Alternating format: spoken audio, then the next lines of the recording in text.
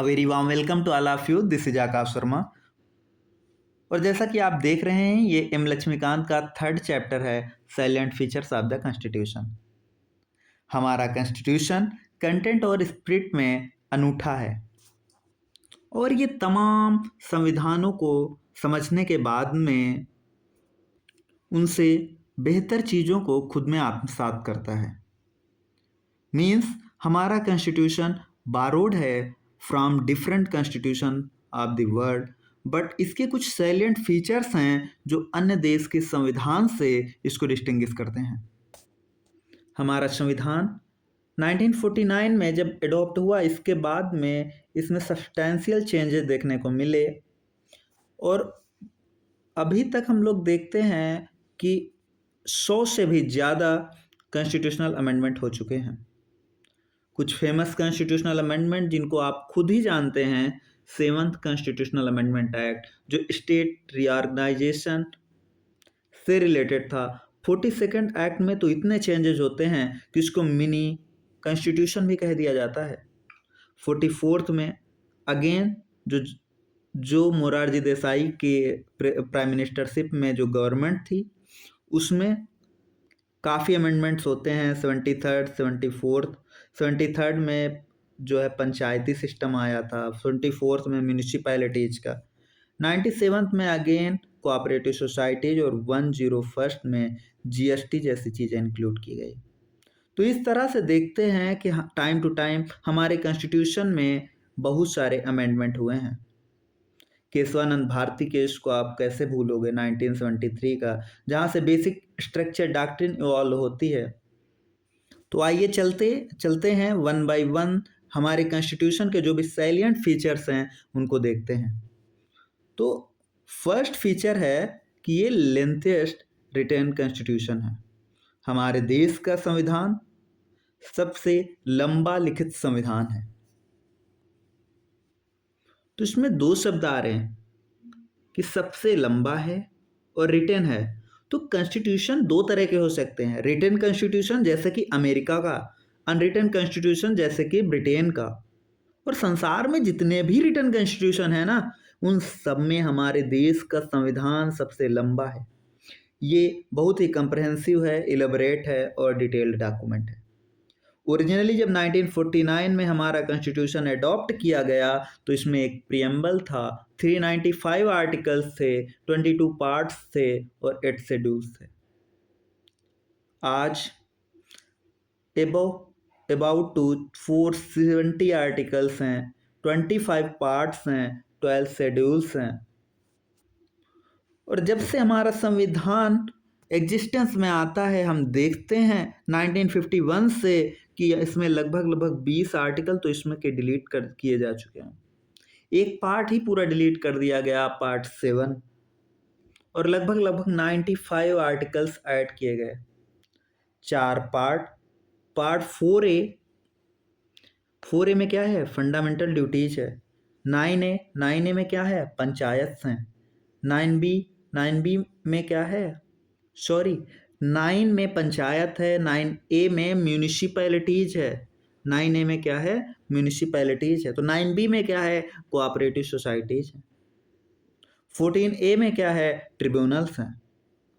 और 4 शेड्यूल भी ऐड किए गए, 9, 10, 11 एंड 12। वर्ल्ड में आप दूसरा कोई ऐसा कॉन्स्टिट्यूशन नहीं देखते हैं जिसमें इतने सारे आर्टिकल्स हों, इतने सारे शेड्यूल्स हों।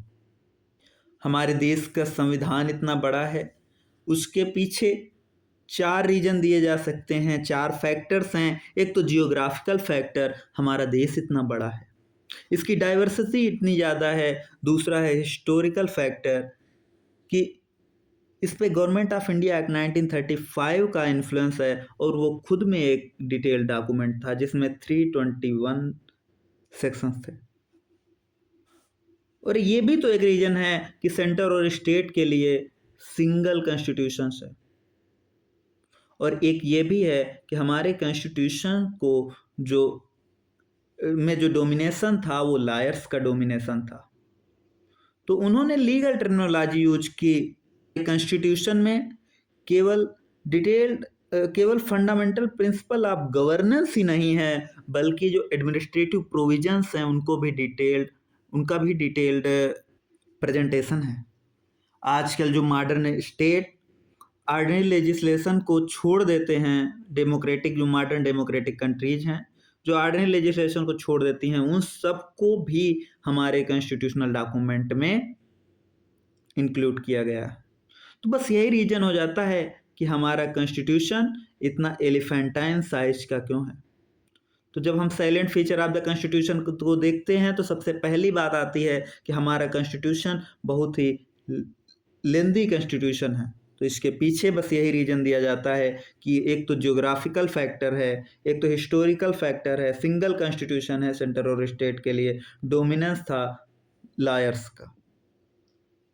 आज के प्रेजेंट टाइम पे देखें तो 470 आर्टिकल हैं जो 12 शेड्यूल और 12 शेड्यूल्स हैं। 1951 से लगभग 20 आर्टिकल 20 आर्टिकल डिलीट किए जा चुके हैं। एक पूरा पार्ट डिलीट किया जा चुका है, पार्ट 7। 95 आर्टिकल्स ऐड किए जा चुके हैं। इतना ही नहीं, 4 पार्ट भी ऐड हुए। 4th ए जो कि फंडामेंटल ड्यूटीज से रिलेटेड है, 9th ए म्यूनसिपैलिटीज से रिलेटेड है, 9th बी कोऑपरेटिव सोसाइटीज से रिलेटेड है और 14th ए ट्रिब्यूनल से रिलेटेड है। और 4 शेड्यूल्स भी आप देखते हैं, 9th schedule, 10th schedule, 11th और 12th। शेड्यूल 10th में एंटी डिफेक्शन लॉ है, 11th पंचायत से रिलेटेड है, 12th म्यूनसिपैलिटीज से रिलेटेड है और 9th शेड्यूल इसलिए लाया गया था कि जो चीज़ें 9th शेड्यूल में रख दी जाएंगी जुडिशल रिव्यू के बाहर होंगी। आप उनके लिए कोर्ट में नहीं जा सकते हैं कि ये फंडामेंटल राइट्स को ब्रीच कर रही हैं। नेक्स्ट क्वेश्चन है ड्रॉन फ्रॉम वेरियस सोर्सेस। तो कॉन्स्टिट्यूशन ऑफ इंडिया जो है वो वेरियस अदर कंट्रीज के कॉन्स्टिट्यूशन से प्रोविजन बारो करता है। डॉक्टर अंबेडकर तो प्राउडली अक्लेम्ड करते हैं कि हमारा जो कॉन्स्टिट्यूशन है वो फ्रेम किया गया है तो ransacking all the known constitution of the world. लगभग कहा जाता है कि जब कॉन्स्टिट्यूशन बना तो 60 देशों से ज़्यादा के देशों के कॉन्स्टिट्यूशन को कॉन्स्टिट्यूएंट असेंबली के जो ड्राफ्टिंग कमेटी के मेंबर थे उन्होंने पढ़ा था। स्ट्रक्चरल पार्ट जो हमारे कॉन्स्टिट्यूशन का है वो गवर्नमेंट ऑफ इंडिया एक्ट 1935 से डिराइव्ड किया गया है। तो जो फंडामेंटल राइट्स है वो यूएसए से लिया गया है, डीपीएसपी आयरिश कॉन्स्टिट्यूशन से लिया गया है। जो प्रिंसिपल ऑफ कैबिनेट गवर्नमेंट है या पार्लियामेंट्री फॉर्म ऑफ गवर्नमेंट है या फिर एग्जीक्यूटिव रिस्पॉन्सिबल टू लेजिस्लेचर, ये जो है ये ब्रिटिश गवर्नमेंट से लिया गया है। तो हमारे कॉन्स्टिट्यूशन का एक फीचर ये भी है कि हमारे कॉन्स्टिट्यूशन में जो वेरियस प्रोविजंस हैं वो अलग अलग कॉन्स्टिट्यूशन से बारोड हैं। और यहाँ पर तो ये भी कहा गया है कि more than half of the provisions of our constitution वो तो न गवर्नमेंट ऑफ इंडिया एक्ट 1935 के क्लोज रिसेम्बलेंस में है। थर्ड फीचर है कि हमारा constitution blend of rigidity and flexibility है। मीन्स ना तो उतना ज़्यादा रिजिड है और ना ही उतना ज़्यादा फ्लेक्सिबल है। रिजिड मीन्स अमेरिकन कॉन्स्टिट्यूशन का आप एग्जाम्पल ले सकते हैं जहाँ पे कॉन्स्टिट्यूशन को अमेंड करना बड़ा ही मुश्किल है। तो दूसरा ब्रिटिश कॉन्स्टिट्यूशन का एग्जाम्पल ले सकते हैं जहाँ पर कॉन्स्टिट्यूशन तो रिटन है ही नहीं और जो ऑर्डिनरी लॉज हैं उनको अमेंड करना बहुत ही आसान है। तो इस तरह से हम देखें तो हमारा जो कॉन्स्टिट्यूशन है ना तो बहुत ज़्यादा रिजिड है ना ही बहुत फ्लेक्सिबल है, but it is a synthesis of both. Article 368 में 2 तरह के अमेंडमेंट बताए गए हैं। कुछ तो स्पेशल मेजोरिटी ऑफ पार्लियामेंट से ही अमेंड किए जा सकते हैं। Special majority means 2/3 majority of the members present and voting and absolute majority. और कुछ अदर प्रोविजंस हैं जो फेडरल फीचर्स हैं जो फेडरल स्कीम से रिलेटेड हैं, उनको अमेंड करने के लिए स्पेशल मेजोरिटी तो चाहिए पार्लियामेंट की, आपको स्टेट से भी रेटिफाई कराना पड़ेगा। और कुछ प्रोविजन तो हमारे कॉन्स्टिट्यूशन के ऐसे हैं जिनको अमेंड करने के लिए बस सिंपल मेजोरिटी की जरूरत है। और ये जो अमेंडमेंट हैं ये आर्टिकल 368 के अंडर अमेंडमेंट कंसीडर नहीं किए जाते हैं। नेक्स्ट फीचर जो हमारे कॉन्स्टिट्यूशन का है वो है फेडरल सिस्टम विथ यूनिटरी बायस। तो हमारे देश का जो संविधान है वो federal system of government establish करता है। और फेडरल सिस्टम के क्या फीचर्स होते हैं तो आप लोग इनको याद कर लेंगे, क्योंकि ये एमसीक्यूज में बहुत ही पूछे जाते हैं। फेडरल फीचर्स के जो फेडरल फीचर्स हैं ये आपको स्टेटमेंट में बहुत देखने को मिलते हैं। फर्स्ट आप लोग याद रख लें, two government. Second, division of power होना चाहिए, रिटन कॉन्स्टिट्यूशन होना चाहिए, और इंडिपेंडेंट जुडिशरी होना चाहिए। बाईकैमरलिज्म भी फीचर है, और रिजिड कॉन्स्टिट्यूशन होना चाहिए, और कॉन्स्टिट्यूशन की सुप्रीमेसी होना चाहिए। तो ये जो 7 पॉइंट्स हैं ये फेडरल फीचर्स को, तो ये 7 पॉइंट्स आप लोग मगअप कर लेंगे। फर्स्ट है फेडरल फीचर से रिलेटेड आपको 7 फीचर देखने हैं। पहला कि 2 लेवल ऑफ गवर्नमेंट होना चाहिए। दूसरा, पावर्स का डिवीजन होना चाहिए। तीसरा, सुप्रीमेसी ऑफ कॉन्स्टिट्यूशन होना चाहिए। चौथा, रिजिडिटी ऑफ कॉन्स्टिट्यूशन होना चाहिए। पांचवा, रिटन कॉन्स्टिट्यूशन होना चाहिए। 6, बाईकैमरलिज्म होना चाहिए। 7वां, इंडिपेंडेंट जुडिशरी होनी चाहिए। सिमिलरली कुछ यूनिटरी फीचर्स भी हैं। तो यूनिटरी फीचर्स को हम लोग देख ले रहे हैं, कौन कौन से इंडियन कॉन्स्टिट्यूशन के यूनिटरी फीचर्स हैं। सबसे पहला तो स्ट्रांग सेंटर। दूसरा, सिंगल सिटीजनशिप आप देख लेंगे। सिंगल कॉन्स्टिट्यूशन देखेंगे। फ्लैक्सिबिलिटी ऑफ कॉन्स्टिट्यूशन देखेंगे। Emergency provisions, all India services को देखते हैं। स्टेट गवर्नर को सेंटर अपॉइंट करता है। Last but not the least, integrated judiciary देखने को मिलती है। ये पॉइंट्स आप लोग अच्छे से याद कर लेंगे। फेडरल फीचर्स क्या क्या होते हैं और यूनिटरी फीचर्स क्या होते हैं। फेडरल फीचर्स में हम लोगों ने क्या क्या देखा कि 2 गवर्नमेंट होती हैं, division of powers, written constitution, constitution की सुप्रीमेसी है, रिजिडिटी ऑफ द कॉन्स्टिट्यूशन है, जुडिशरी जो है वो इंडिपेंडेंट है, बाईकैमरलिज्म। और इंडियन कॉन्स्टिट्यूशन के जो यूनिटरी फीचर्स हैं, तो यूनिटरी फीचर्स में क्या क्या आता है, तो एक strong centre, single constitution, single citizenship, flexibility of the constitution, integrated judiciary, और स्टेट गवर्नर का appointment by the centre, all India services, और इमरजेंसी प्रोविजंस। हमारे कॉन्स्टिट्यूशन में जो वर्ड फेडरेशन है ना वो कहीं भी मेंशन नहीं है। आर्टिकल 1 जो पढ़ता है वो है कि India as a union of state, India को यूनियन ऑफ स्टेट कहा गया।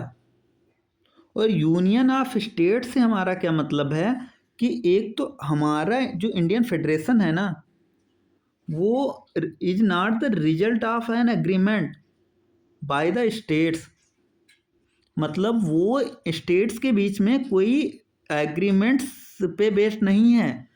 और दूसरा, किसी भी स्टेट को ये राइट नहीं है कि वो खुद को फेडरेशन से अलग कर सकते हैं। तो इस तरह से हम देखते हैं कि हमारा जो कॉन्स्टिट्यूशन है उसमें फेडरल फीचर्स भी हैं, उससे कुछ यूनिटरी फीचर्स हैं। तो इसको देखते हुए हमारे कॉन्स्टिट्यूशन के बारे में कहा जाता है कि ये federal in form but unitary in spirit है। हमारे कॉन्स्टिट्यूशन को क्वासी फेडरल कहा था केसी वेरे साहब ने। किसने कहा था, ये स्टेटमेंट पूछी जाती है। केसी वेरे साहब ने क्वासी फेडरलिज्म कहा था। बार्गेनिंग फेडरलिज्म कहा था मॉरिस जोन्स ने। और ग्रानविले ऑस्टिन ने हमारे कॉन्स्टिट्यूशन के फेडरलिज्म के लिए जो बात कही थी, हमारे देश के फेडरलिज्म के लिए, वो कहा था कि ये कोऑपरेटिव फेडरलिज्म है। आइवोर जेनिंग कहते हैं कि federation with a centralising tendency. तो ये 4 स्टेटमेंट हैं और इनको हम लोग याद करते हैं 1 बाय 1। तो एक है केसी वेरे साहब का, और केसी वेरे साहब कहते हैं कि हमारे देश का जो संविधान है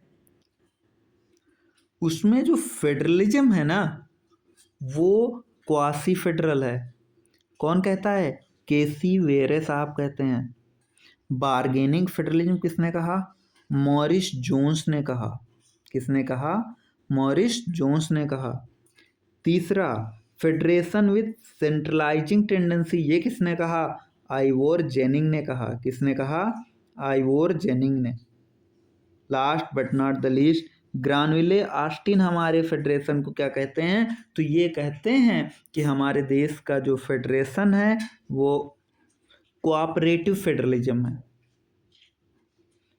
नेक्स्ट फीचर जो है वो है parliamentary form of government.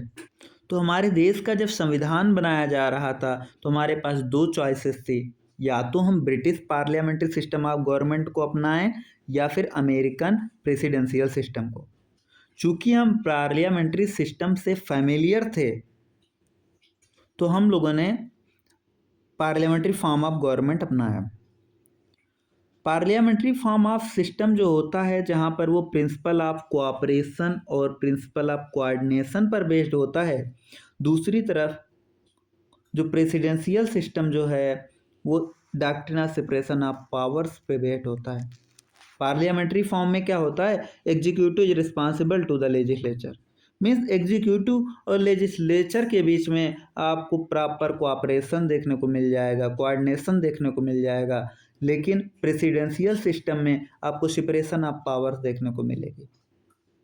Parliamentary system को वेस्टमिंस्टर मॉडल ऑफ गवर्नमेंट भी कहा जाता है। वेस्टमिंस्टर क्यों? क्योंकि ब्रिटिश की पार्लियामेंट कहाँ पर है? वेस्टमिंस्टर में है।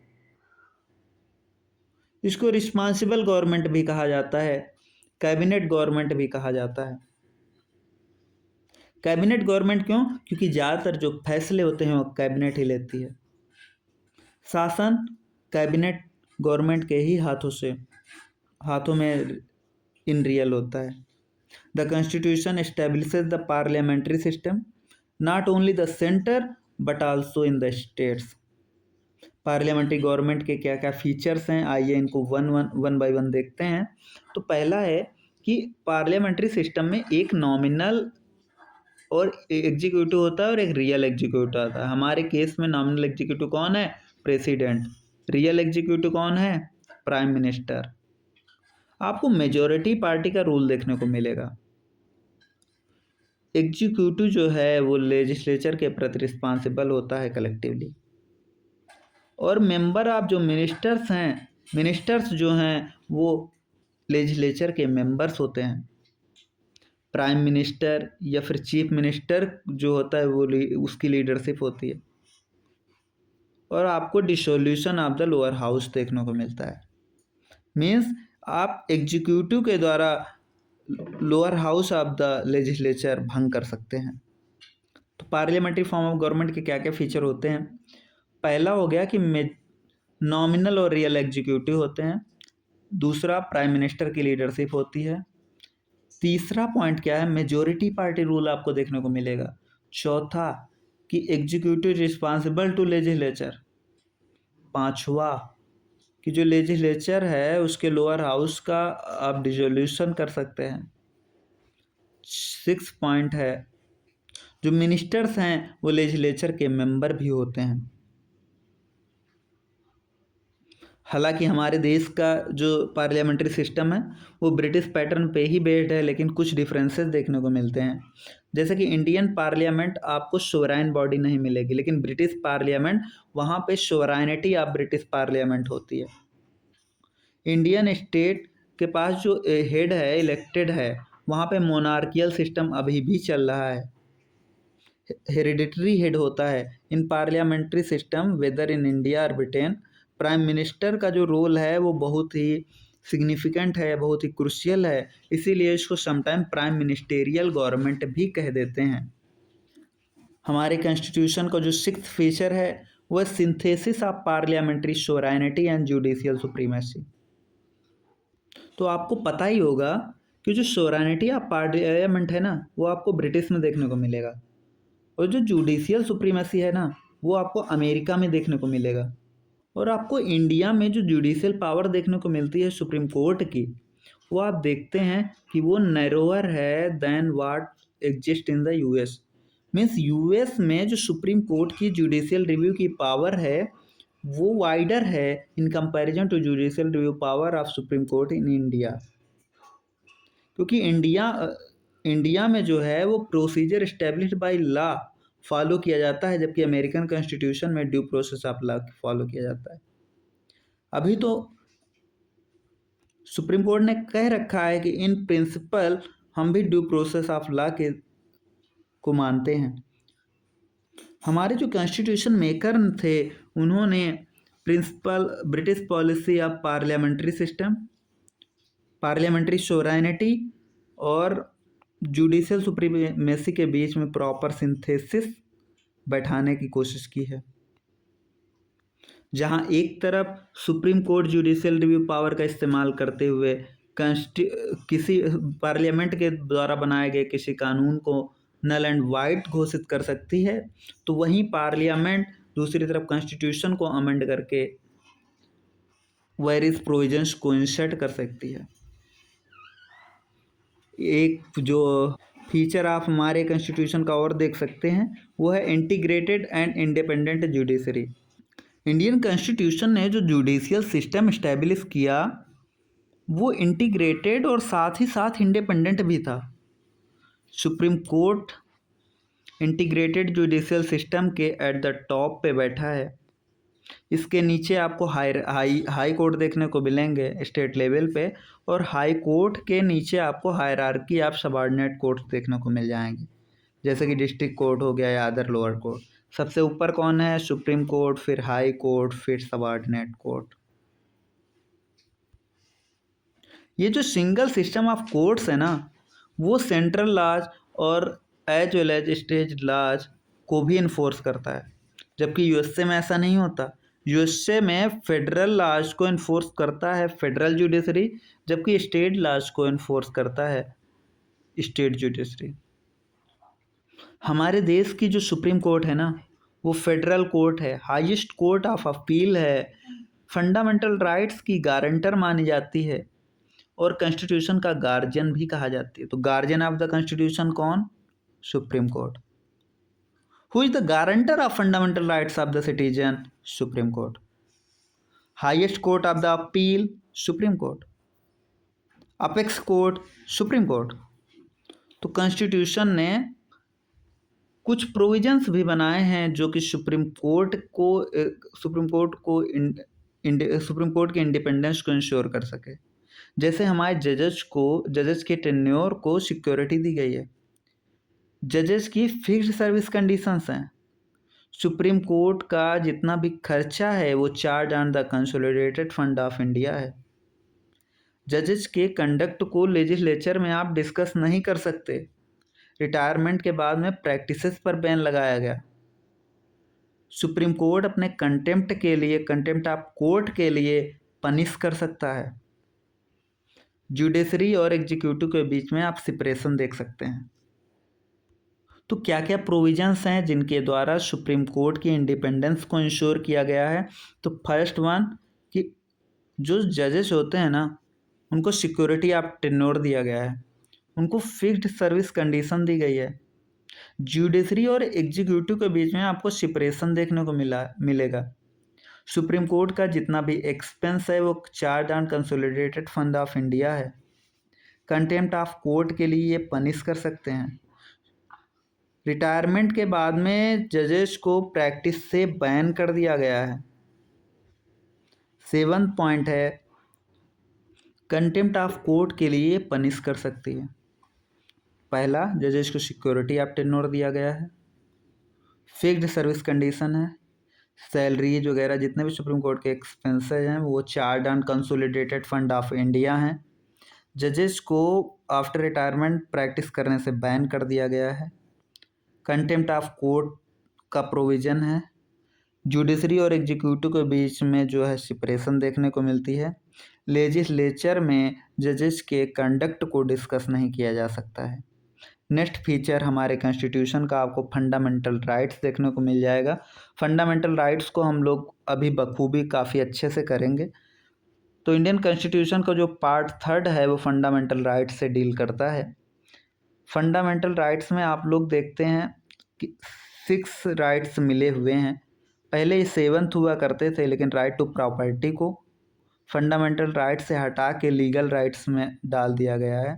अभी के लिए जिसकी पोजीशन है वो 300A में इसको रखा गया है, पार्ट 12 में। फंडामेंटल राइट्स में आपको राइट टू इक्वालिटी देखने को मिलती है, राइट टू फ्रीडम है। राइट टू इक्वालिटी कौन कौन से आर्टिकल हैं? आर्टिकल 14 से 18 तक। Right to freedom article 19 to 22। Right against exploitation article 23, 24।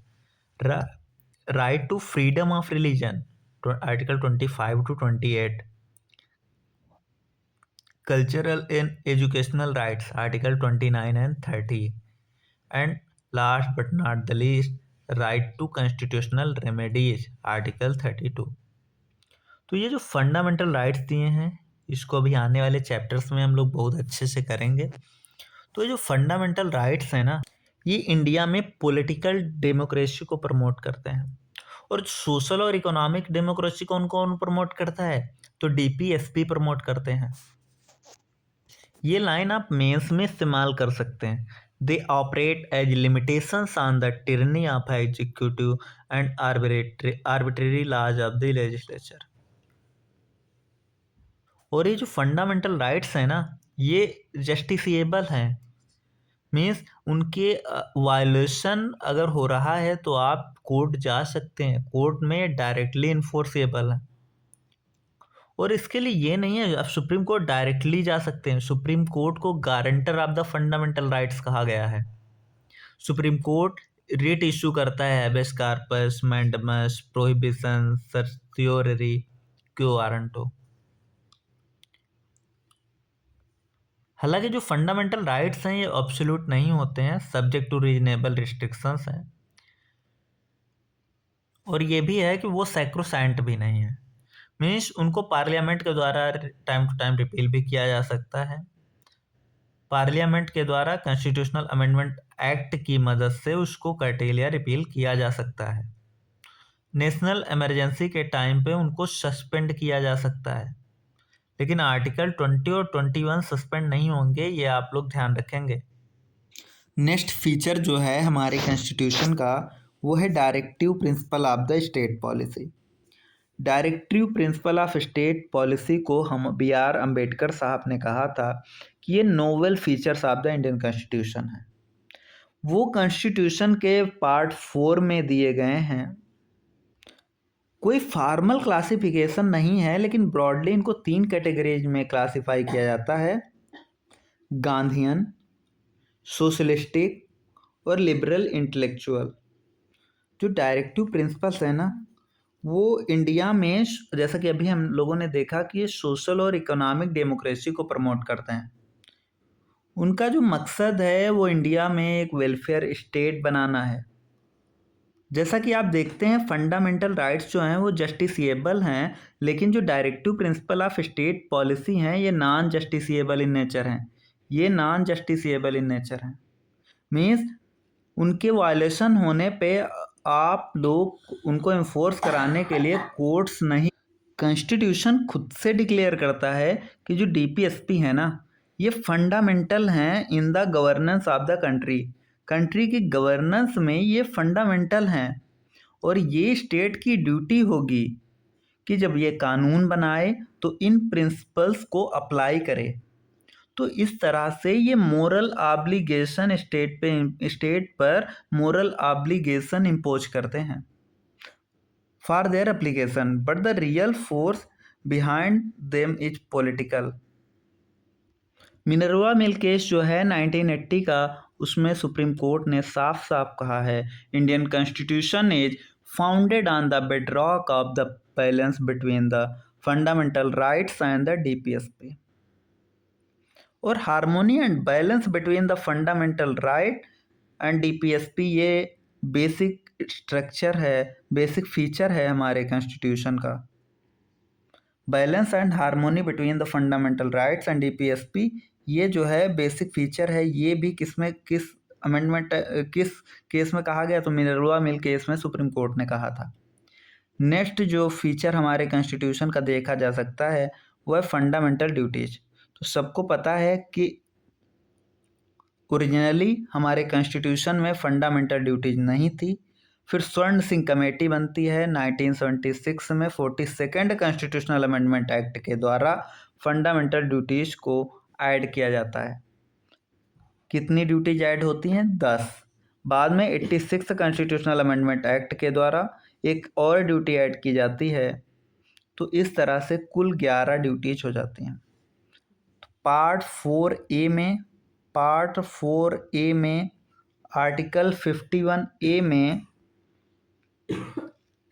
11 fundamental duties mention है, जिसमें से कुछ हैं कि हमारे कॉन्स्टिट्यूशन को रिस्पेक्ट करना है, नेशनल फ्लैग को रिस्पेक्ट करना है, नेशनल एंथम को रिस्पेक्ट करना है, देश की सोवरेनिटी, यूनिटी और इंटीग्रिटी को प्रोटेक्ट करना है, स्पिरिट ऑफ कॉमन ब्रदरहुड को प्रमोट करना है, वो प्रैक्टिसेस को छोड़ देना है जो डेरोगेटरी टू वुमेन है, एनवायरनमेंट को प्रोटेक्ट करना है, rich heritage of our composite culture को प्रिजर्व करना है, साइंटिफिक टेम्पर को बढ़ाना है, वगैरह वगैरह। इस तरह से 11 ड्यूटीज़ हैं। तो ये जो फंडामेंटल ड्यूटीज़ हैं ना, ये सिटीजन्स को एज ए रिमाइंडर सर्व करती हैं। मीन्स वो राइट्स एंजॉय कर रहे हैं तो उनको कुछ ड्यूटी भी वो करना चाहिए टू देयर कंट्री। हालांकि जो ड्यूटी भी है ना, ये भी नॉन जस्टिसिएबल है। मीन्स आप कोर्ट नहीं जा सकते अगर वायलेट हो रही हैं तो। नेक्स्ट फीचर जो हमारे कॉन्स्टिट्यूशन का है वो है सेकुलर स्टेट। तो आप लोगों को पता ही होगा कि 42nd कॉन्स्टिट्यूशनल अमेंडमेंट एक्ट के द्वारा हमारी प्रियम्बल में एक टर्म ऐड हुआ था सेकुलर। और प्रियम्बल में आप ये भी देखते हैं preamble secures to all citizens liberty of belief, faith and worship. Article 14 में भी आप वो देखते हैं कि state shall not deny to any person equality before the law और equal protection of law. Article 15 में आप देखते हैं कि रिलीजन के बेस पे डिस्क्रिमिनेशन नहीं होगा। आर्टिकल 16 में आप देखते हैं कि इक्वलिटी ऑफ अपॉर्चुनिटी होगी for all citizens in matters of public employment. आप फ्रीडम ऑफ रिलीजन देखते हैं आर्टिकल 25 to 28, जिसमें 25 क्या है? Freedom of conscience, right to freely profess, practice and propagate. Article 27 आप देखते हैं कि जिसमें किसी पर्टिकुलर रिलीजन को प्रमोट करने के लिए आपको टैक्स पे करने के लिए कंपेल नहीं किया जाएगा। आर्टिकल 26 क्या था? Right to manage its religious affair. Article 28 देखते हैं कि अगर कोई भी एजुकेशनल इंस्टीट्यूशन जिसको स्टेट मेंटेन बाय स्टेट है, उसमें रिलीजियस इंस्ट्रक्शन प्रोवाइड नहीं किए जाएंगे। आर्टिकल 29 है जिसमें any section of the citizen shall have the right to conserve its language, script और कल्चर। मीन्स लोगों के स्क्रिप्ट, कल्चर और लैंग्वेज को प्रोटेक्ट करने की बात की गई है। आर्टिकल 30 आप देखते हैं जिसमें right to establish and administer educational institutions हैं। किसके लिए? माइनॉरिटीज़ के लिए। माइनॉरिटीज़ अपनी चॉइस का एजुकेशनल इंस्टीट्यूशंस इस्टेब्लिश कर सकते हैं, उसको एडमिनिस्टर कर सकते हैं। आर्टिकल 44 में आप यूसीसी देखते हैं, यूनिफॉर्म सिविल कोड। तो हमारे देश का कोई ऑफिशियल रिलीजन नहीं है, लेकिन हमारे देश का जो सेकुलरिज्म है वो वेस्टर्न के सेकुलरिज्म से डिफरेंट है। वेस्टर्न का जो सेकुलरिज्म है वो निगेटिव माना जाता है, निगेटिव कॉन्सेप्ट ऑफ सेकुलरिज्म को फॉलो करते हैं, जबकि इंडिया में जो है वो पॉजिटिव है। और ये निगेटिव पॉजिटिव आप इसको कैसे समझ रहे हैं? तो निगेटिव मीन्स कि वेस्टर्न कॉन्सेप्ट जो है निगेटिव इसलिए कहा जाता है क्योंकि इसमें स्टेट को रिलीजन से कोई मतलब ही नहीं रहता। लेकिन इंडिया में क्या है, हम इक्वल रिस्पेक्ट करते हैं to all religions, are protecting all religions equally. हम हर एक रिलीजन को इक्वली ट्रीट करते हैं, इक्वली प्रमोट करते हैं, इक्वली प्रोटेक्ट करते हैं। हमारे कॉन्स्टिट्यूशन ने जो ओल्ड सिस्टम था ना कम्युनल रिप्रेजेंटेशन का, उसको अबॉलिश कर दिया, उसकी जगह पर रिजर्वेशन लेके आया था।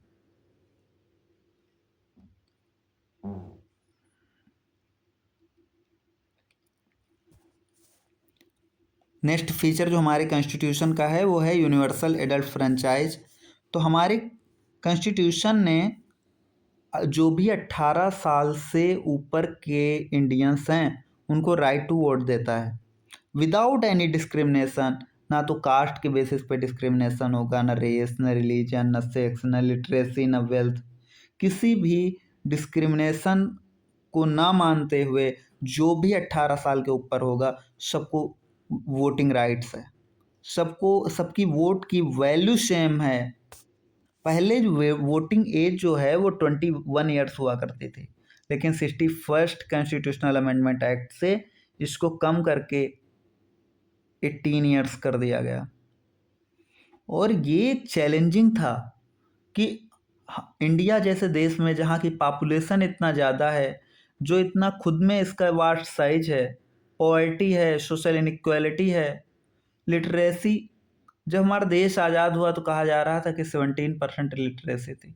एक ऐसे देश में यूनिवर्सल एडल्ट फ्रेंचाइज का इंट्रोड्यूस करना कॉन्स्टिट्यूशन मेकर्स के लिए एक चैलेंजिंग टास्क, एक चैलेंज के बराबर था। लेकिन यूनिवर्सल एडल्ट फ्रेंचाइज ने हमारी डेमोक्रेसी को स्ट्रेंथन किया है। नेक्स्ट फीचर जो हमारी कॉन्स्टिट्यूशन का है वो है सिंगल सिटीजनशिप। तो जैसा कि हम लोग यूएसए में देखते हैं कि डुअल सिटीजनशिप का कॉन्सेप्ट है कि जो यूएसए में जो सिटीजन होते हैं वो सिटीजन ऑफ यूएसए तो होते हैं, लेकिन उसके साथ ही साथ उनको पर्टिकुलर स्टेट की भी सिटीजनशिप मिली होती है जहाँ को वो बिलोंग करते हैं। लेकिन इंडिया में सिंगल सिटीजनशिप का कॉन्सेप्ट है, मीन्स किसी भी स्टेट का कोई मेंबर क्यों ना हो वो उसको सिर्फ एक ही सिटीजनशिप प्राप्त है कि वो इंडिया का सिटीजन है। लेकिन कॉन्स्टिट्यूशनल प्रोविज़न के होते हुए भी, सिंगल सिटीजनशिप के होते हुए भी इंडिया में हर एक लोगों के लिए यूनिफॉर्म राइट हैं। इसके बाद में भी ये दुर्भाग्य है कि हमें communal riots, class conflict, caste wars, linguistic clashes और एथनिक डिस्प्यूट्स देखने को मिलते हैं। तो इस तरह से हम लोग कह सकते हैं कि जो हमारे कॉन्स्टिट्यूशन मेकर्स ने जो गोल, जो ऑब्जेक्टिव सोचे थे, जो रखे थे, वो कि इंडिया जो होगा वो यूनाइटेड और इंटीग्रेटेड होगा, वो अभी फुली रियलाइज तो नहीं हो पाए हैं। हमारे कॉन्स्टिट्यूशन का एक इम्पॉर्टेंट फीचर इंडिपेंडेंट बॉडीज का भी है। हमारे कॉन्स्टिट्यूशन ने ना केवल लेजिस्लेटिव, एग्जीक्यूटिव और जुडिशियल बॉडीज दी, इसके अलावा कुछ इंडिपेंडेंट बॉडीज भी इस्टेब्लिश की हैं जिन्हें बुलवार्क ऑफ डेमोक्रेसी कहा जाता है। इलेक्शन कमीशन देख सकते हैं जो फ्री और फेयर इलेक्शन से इंश्योर करता है। किसके किसके इलेक्शन करवाता है ये? पार्लियामेंट के मेंबर्स के, स्टेट लेजिस्लेचर से, ऑफिस ऑफ प्रेसिडेंट और वाइस प्रेसिडेंट। आप सीएजी की पोस्ट देख सकते हैं जो सेंट्रल और स्टेट गवर्नमेंट्स के अकाउंट्स को ऑडिट करता है। वो फ्रेंड, फिलोसफर और गाइड कहा जाता है पब्लिक अकाउंट कमेटी का, पब्लिक पर्स का गार्जियन कहा जाता है और गवर्नमेंट एक्सपेंडिचर पर की लीगलिटी और प्रोप्राइटी पर कमेंट्स भी करता है। यूपीएससी देख सकते हैं जो ऑल इंडिया सर्विसेज का रिक्रूटमेंट करता है और डिसिप्लिनरी मैटर्स में प्रेसिडेंट को एडवाइस देता है। स्टेट पब्लिक सर्विस कमीशन देख सकते हैं हर एक स्टेट में जो स्टेट सर्विसेज को लेकर रिक्रूट करता है और गवर्नर को डिसिप्लिनरी मैटर्स में एडवाइस करता है। और कॉन्स्टिट्यूशन ने इन बॉडीज की इंडिपेंडेंस को इंश्योर करने के लिए सिक्योरिटी ऑफ टेन्योर प्रोवाइड किया है, फिक्स्ड सर्विस कंडीशंस हैं, एक्सपेंसेस जो हैं वो कंसोलिडेटेड फंड ऑफ इंडिया पर चार्ज होंगी, ये सब प्रोविज़न कर रखे हैं। नेक्स्ट फीचर हमारे कॉन्स्टिट्यूशन का आप इमरजेंसी प्रोविजंस देख सकते हैं। हमारे कॉन्स्टिट्यूशन में इमरजेंसी प्रोविजंस बहुत ही इलॉबरेटेड है। अगर कोई एक्स्ट्रा ऑर्डिनरी सिचुएशंस आती है, कोई अनफोर्सीन सिचुएशन देखने को मिलती है तो प्रेसिडेंट इमरजेंसी लगा सकता है। 1975 के इमरजेंसी के बारे में तो सभी ने सुन रखा होगा। इमरजेंसी का प्रोविज़न हमारे कॉन्स्टिट्यूशन में क्यों रखा गया? तो हमारे देश की सोवरेनिटी, यूनिटी और इंटीग्रिटी और सिक्योरिटी को प्रोटेक्ट करने के लिए।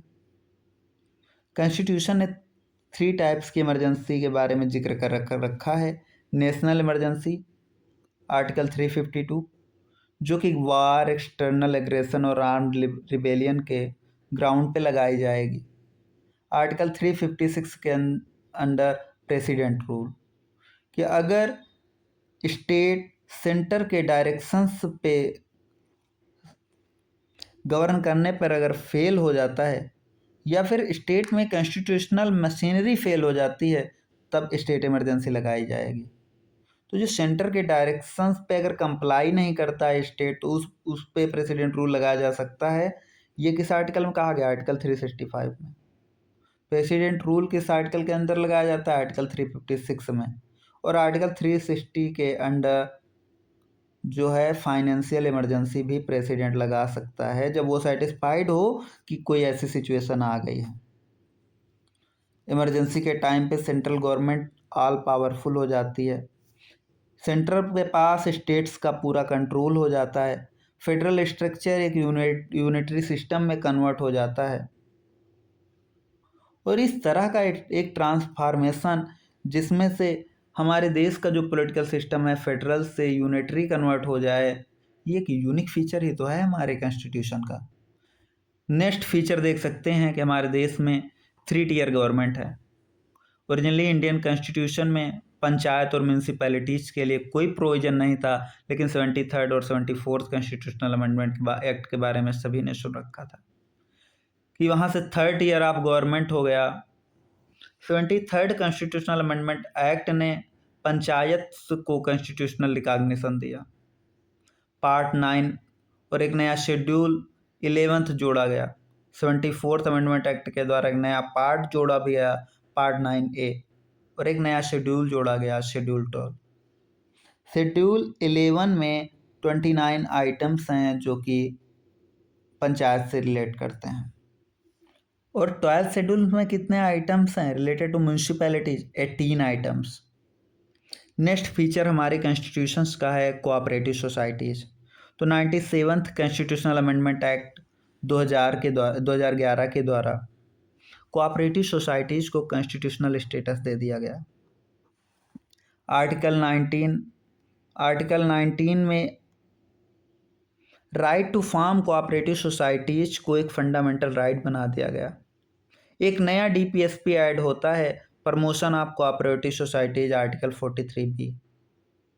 इतना ही नहीं, कॉन्स्टिट्यूशन में एक नया पार्ट भी ऐड होता है 97th कॉन्स्टिट्यूशनल अमेंडमेंट एक्ट के द्वारा, पार्ट 9B। और इसमें आर्टिकल्स आप लोग याद रख लें, आर्टिकल 243ZH से 243ZT, ZH से ZT, ZH से ZT। और हमारा कॉन्स्टिट्यूशन पार्लियामेंट को एम्पावर करता है कि वो मल्टी स्टेट जो कोऑपरेटिव सोसाइटीज़ हैं उनको रिस्पेक्ट करेगा, और अदर कोऑपरेटिव सोसाइटीज़ के लिए स्टेट लेजिस्लेचर अप्रोप्रिएट लॉ बनाएगी। तो इस तरह से हमने जितने भी साइलेंट फीचर्स थे हमारे कॉन्स्टिट्यूशन के, उनको 1 by 1 हम लोगों ने कंप्लीट कर लिया है।